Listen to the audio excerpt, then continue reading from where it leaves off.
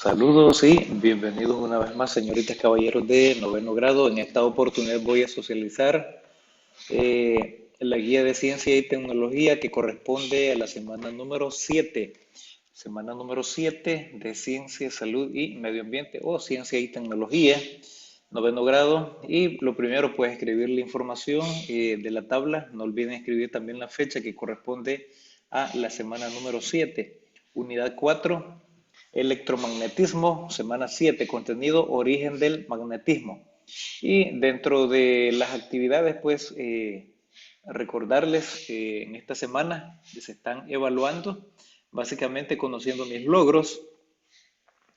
Por supuesto, pues siempre deben de elaborar un breve resumen de la guía y que debes saber. Introducción. Los fenómenos magnéticos fueron observados hace unos 2800 años por los griegos. Ellos descubrieron que ciertas rocas, ahora llamadas magnéticas, Fe o Su4, atraían fragmentos de hierro. Eso tiene que ver con el hierro y con el imán. Dichas rocas naturales son el ejemplo o un ejemplo de lo que hoy llamamos imanes permanentes. Y estos tienen la propiedad de atraer pequeñas porciones o limaduras de hierro, que en general se le conoce como magnetismo. Recordá, una vez que has leído el párrafo, pues tenés que identificar los elementos más importantes o las ideas centrales para que no lo escribas todo. Los imanes tienen ciertas características que se pueden predecir. Entre ellas se pueden mencionar que ejercen fuerza de atracción o repulsión sobre otros. Y estos pues tienen polos opuestos y los polos opuestos se atraen, pero los polos opuestos iguales se repelen. Los opuestos se atraen y los iguales se repelen.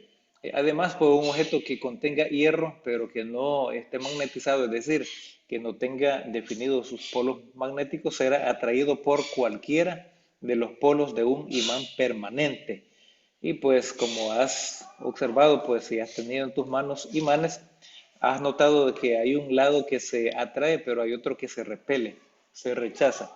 Al respecto, si una varilla de hierro entra en contacto físico con un imán natural, aquella se magnetiza y si luego se puede hacer flotar sobre agua o suspender por su parte central de un hilo, la varilla se alineará con la dirección del campo geomagnético terrestre. Este campo tiene un polo norte o uno sur también. Como cualquier imán, el polo norte de la guía de la aguja de una brújula señala el polo norte. Entonces, si has tenido una brújula o en tu smartphone, eh, en tu cell phone, en tu teléfono inteligente también tiene una brújula. Ahí pues va a señalar siempre, siempre va a señalar al lado norte y tiene que ver también con la parte magnética. Eh, Luego, pues dice aquí, debido a que los polos opuestos se atraen, los polos norte de un imán o una brújula deben apuntar hacia un polo sur. ¿Polo sur de quién? El polo sur magnético de la Tierra. Entonces ahí es donde apunta. Entonces, básicamente, pues eso es lo que podemos visualizar primeramente en la brújula. Es interesante aprovechar las interacciones entre un imán y una brújula porque ayuda a descubrir la polaridad basándonos en la misma idea. Polos opuestos se atraen y polos iguales se repelen.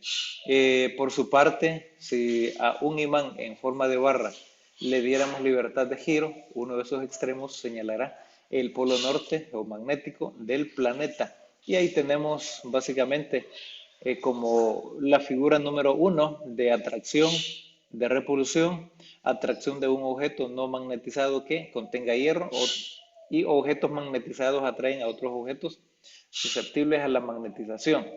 Ahí tenemos, por ejemplo, digamos, el lado norte del imán y el lado sur, pues básicamente se atraen. Pero si decimos polo sur y polo norte, se atraen porque son diferentes. Pero el polo sur del imán, pues atrae un metal. El polo sur también, el polo norte y el polo sur. Sin embargo, los polos iguales se van a repeler, se van a rechazar. los polos iguales. Y ahí pues tenemos la muestra de ello. Y tú has observado y has experimentado también con los imanes.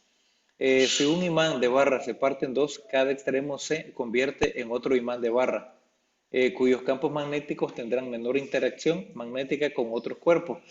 Por supuesto, si se rompe, siempre va a tener un polo norte y un polo sur, o un polo norte y un polo sur, ahí, siempre, aunque se quiebre o se rompa por mitad, siempre lo va a hacer. Líneas del campo de un imán permanente, pues las líneas del campo magnético de un sismo, de un mismo imán, nunca se cruzan. Eso es lo clave, digamos, de todo ese párrafo. Posteriormente dice que la relación entre el magnetismo y las cargas eléctricas en movimiento se evidencia experimentalmente de la relación que hay entre el magnetismo y las cargas en movimiento. Esto fue descubierto en 1820 por el científico danés Hans Christian Ørsted, quien encontró que un alambre por el que se le hacía pasar corriente eléctrica desviaba la aguja de una brújula próxima al alambre. Pues interesante. Por su parte, André Ampère llevó a cabo investigaciones similares en Francia. Unos años más tarde, Michael Faraday en Inglaterra y Joseph Henry en Estados Unidos descubrieron que un imán que se mueve cerca de una espira conductora genera una corriente eléctrica en la espira. Interesante, bueno, ahí tenemos entonces nombres de científicos que incursionaron, hace muchos, pero muchos años. Y luego tenemos el campo magnético de la Tierra. Aquí quiero que le prestes mucha atención porque el tercer planeta, nuestro planeta, el, el planeta Tierra básicamente tiene un campo magnético. ¿Y te has preguntado alguna vez por qué todo lo que sube tiene que bajar? ¿Por qué? Entonces es por el magnetismo que existe. Y le voy a dar lectura y dice así. También conocido como campo geomagnético, es el campo magnético que se extiende desde el interior de la Tierra hacia el espacio, donde se encuentra en el viento solar. Entonces significa que en el viento solar pues hay magnetismo. Entonces, ¿cómo funciona? Lo vamos a ver más adelante. Dice, la ciencia indica que el campo magnético de nuestro planeta se genera en lo más profundo del núcleo terrestre. Entonces significa que el planeta Tierra tiene un núcleo y en ese núcleo es donde se genera básicamente ese magnetismo. Justo en el centro de la Tierra existe un núcleo interno de hierro sólido que mide aproximadamente 2/3 del tamaño de la Luna. 2/3, o sea, de 3 partes de la Luna, 3 partes pertenecen a esta parte de hierro sólido a 5700 grados centígrados de temperatura, o sea, súper caliente. Este hierro se encuentra tan caliente, pero tan caliente como la superficie del Sol. Bueno, entonces lo único que se puede comparar con el Sol, con esa temperatura del Sol, es ese núcleo que está en nuestro planeta, en la Tierra. Sin embargo, la presión causada por la fuerza de gravedad impide que se vuelva líquido. Entonces tampoco se vuelve líquido, pero sí, es un material incandescente que está a una gran temperatura. Alrededor de este núcleo interno se encuentra el núcleo interior, una capa de 2000 kilómetros de espesor compuesta por hierro, níquel y pequeñas cantidades de otros metales en estado líquido. Debido a la presión más baja del núcleo externo en relación con el núcleo interno, el metal aquí es fluido, es decir, está fundido. Y ahí tenemos la figura número 3. Esto no está a escala, pero podemos observar o visualizar que esta porción, como que si fuera una porción de pizza, por ejemplo, fue extraída de esta circunferencia. Esta circunferencia es como la que simula ser el planeta Tierra. Entonces, esta parte de aquí, pues, es el núcleo. Entonces ahí podemos ver diferentes o visualizar diferentes capas. Tenemos la corteza terrestre donde nosotros sí logramos vivir. Ahí están los árboles, las montañas, bosques, llanuras, etcétera. El manto superior, ahí es la capa que está más abajo. Luego tenemos otro manto, núcleo externo y luego tenemos el núcleo interno. En ese núcleo interno es donde está esa temperatura, digamos, y donde se genera la gravedad. Ahora bien, las diferentes o las diferencias de temperatura, presión y composición dentro del núcleo externo causan corrientes de convección en el metal fundido a medida que la materia fría y densa se hunde y la materia cálida menos densa se eleva. La fuerza de Coriolis resultante del giro de la Tierra también causa remolinos en esta mezcla de metales fundidos. Bueno, interesante información. Además dice que el movimiento del hierro líquido en el interior del planeta genera corrientes eléctricas que a su vez producen campos magnéticos. Los metales cargados que pasan a través de estos campos continúan creando corrientes eléctricas propias, perpetuando el ciclo. Este ciclo autosuficiente se conoce como geodinamo. Básicamente, pues ahí están en esas corrientes eléctricas. Luego tenemos la espiral causada por la fuerza de Coriolis, hace que los campos magnéticos se alineen aproximadamente en la misma dirección.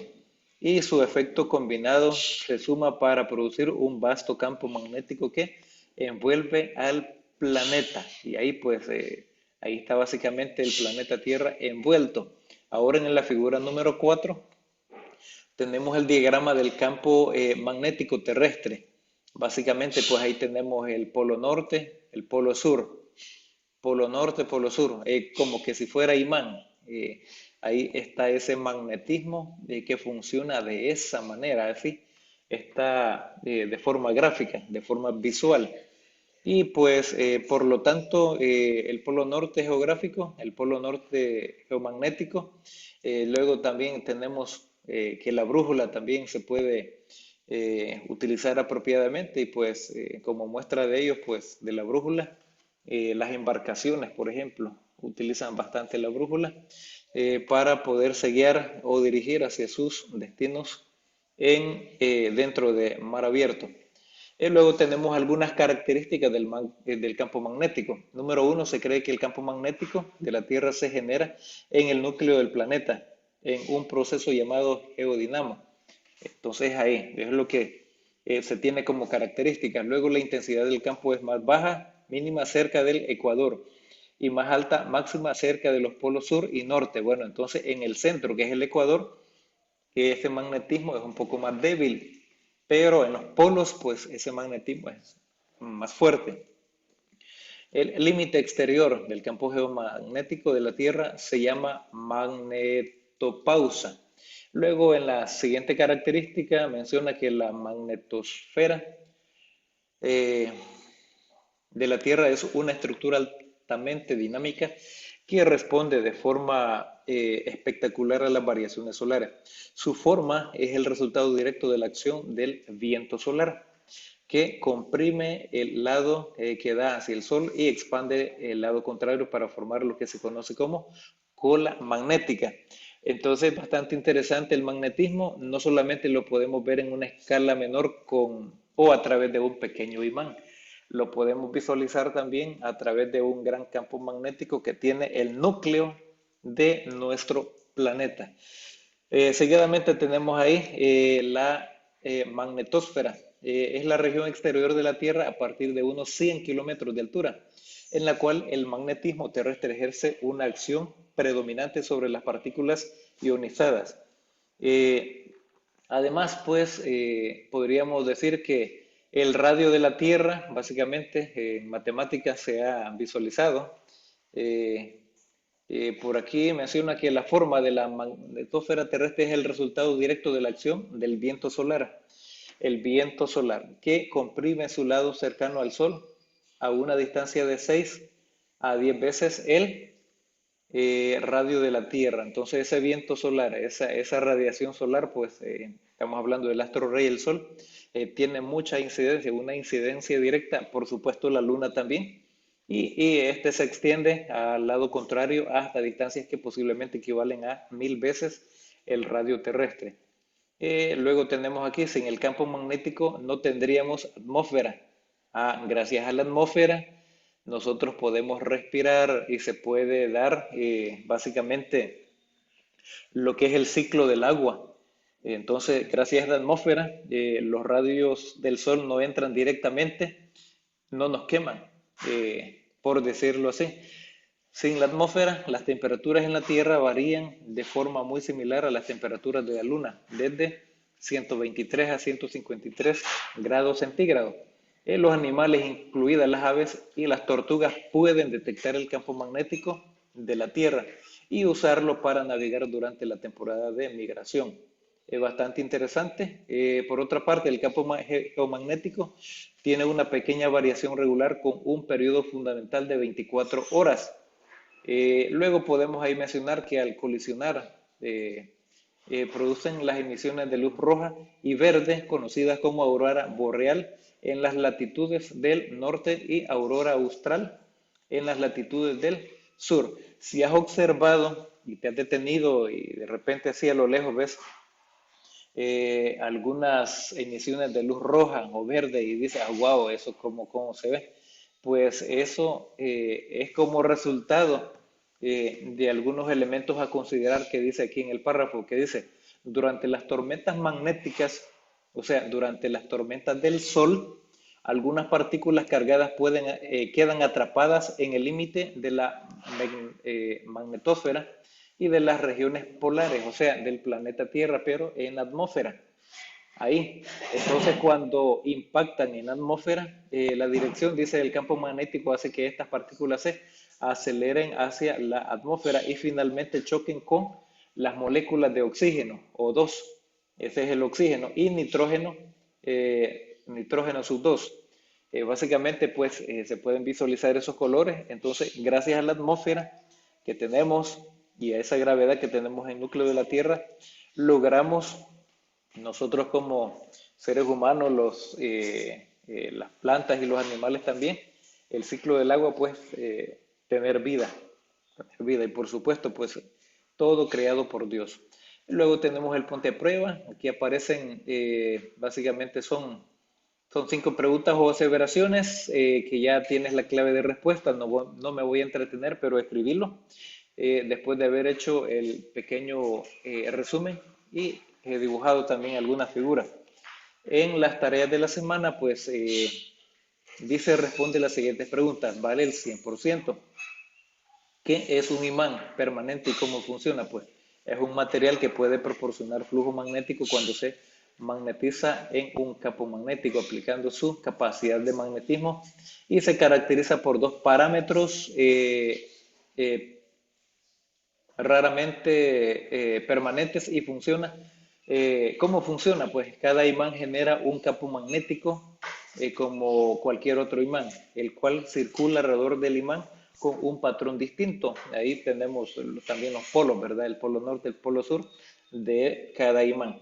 ¿Qué es el campo magnético de la Tierra? Pues es el que se extiende desde el núcleo de la Tierra hasta el límite en el que se encuentra con el viento solar. Básicamente, pues ahí también podemos mencionar, estas son respuestas sugeridas, que pues este también tiene un polo norte y un polo sur y en el centro, pues tiene ese magnetismo bastante débil, pero en los polos, pues es mucho más fuerte. Además, pues en la número 4 dice, menciona 3 características. Pues ahí hay varias características. Una de ellas, pues la intensidad del campo magnético es más baja cerca del ecuador y más alta en los polos. Evidente, ¿verdad? El límite exterior es la magnetopausa. La magnetosfera, palabras un poco no tan frecuentes y quizás por eso es un poco difícil de pronunciar o de leerla, pues esta actúa de forma dinámica ante la acción del viento solar. Y luego hay que mencionar la importancia y función del campo magnético, pues la importancia es que responde o es el responsable de que tengamos atmósfera. La atmósfera es la que nos protege de los usos solares del sol, digamos, y la que mantiene temperatura habitable. Recordad que la importancia es que a través de ese magnetismo tenemos esa atmósfera y la atmósfera nos protege a nosotros de los rayos ultravioleta para que no ingresen directamente. Y es más, también hay algunos pequeños meteoritos y asteroides que podrían ingresar al planeta, pero en esa capa de la atmósfera, pues muchos se reducen y hasta se destruyen. ¿Cuál es la función? Pues es el que nos protege del daño que puede causar los vientos solares. Podemos percibir el viento solar a través de algunos fenómenos muy vistos como las auroras boreales. Además, te invito a que veas estos dos enlaces que aparecen ahí. Están súper interesantes para profundizar un poco sobre el magnetismo y recordar, esta es la semana número 7 de ciencia y tecnología que corresponde a noveno grado. Espero que sea de mucha utilidad. Nos vemos en la próxima.